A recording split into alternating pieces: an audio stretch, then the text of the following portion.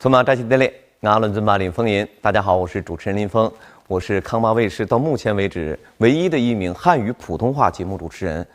在过去的10年里啊，和大家走过了10来年的时间，经常给大家用节目带去欢笑和祝福，非常感恩大家的陪伴。那在过去的时间里呢，我去到了很多地方，四川的甘孜阿坝、云南迪庆、西藏昌都、青海玉树等等等等。在这里呢，真诚的跟各位观众们道一声突击切，谢谢大家。现在啊，打开我自己的朋友圈，很多都是藏族兄弟姐妹，我要跟大家说一声感谢，谢谢大家对我的关心支持。我感觉，用一句歌词叫“尼玛当达瓦阿玛季个伯木”。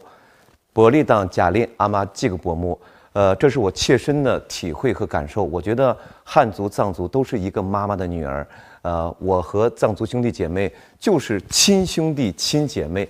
很感谢大家这种关心和照顾。我记得每一次演出时候，我们大家的和谐和睦。在未来的日子里呢，我们也会像16子一样抱在一起。共同去迎接我们明天的美好生活，共同去创造属于我们明天的幸福。错嘛，扎西德勒。